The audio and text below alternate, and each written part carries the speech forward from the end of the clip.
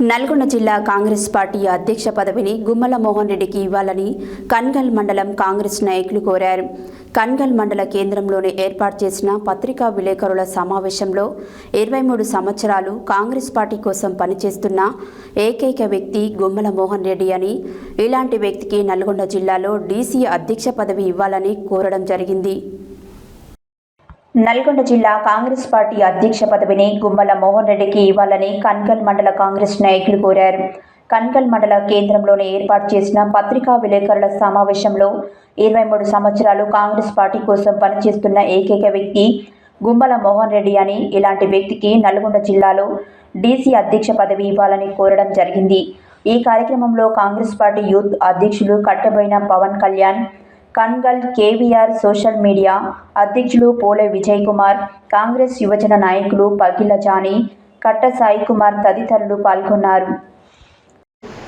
కన్గల్ మండలంలోని కాంగ్రెస్ పార్టీ నుంచి నేను కోరుకునేది ఒకటే, నటరాజన్ మీనాక్షి చెప్పిన ప్రకారం కాంగ్రెస్ పార్టీలో కష్టపడే వారికి పదవులనే ఉద్దేశంతో మాట్లాడింది కాబట్టి గత 23 సంవత్సరాలుగా కాంగ్రెస్ పార్టీ కోసం పదవి ఏ బాధ్యతలు ఉపయోగినా, రాష్ట్ర మంత్రివర్యులు కొమరెడ్డి వెంకరెడ్డి గారు ఏ బాధ్యత ఉపయోగినా పార్టీ కోసం క్రమశిక్షణ కలిగిన నాయకుడిగా నల్లగొండ జిల్లాలో హెడ్ క్వార్టర్లో కలెక్టరేట్కి సంబంధించింది కానీ ఎస్పీ ఆఫీసుకు సంబంధించిన అధికారులతోని సామాన్య కార్యకర్తలకు అందుబాటులో ఉండి, అధికారం లేని సమయంలో కూడా సామాన్య కార్యకర్తలకు అందుబాటులో ఉండి సేవలు అందించిన నల్లగొండ పట్టణ అధ్యక్షులు గుమ్మల మోహన్ రెడ్డి గారికి, ఉమ్మడి నల్లగొండ జిల్లాలోనే ఎంతోమంది టీఆర్ఎస్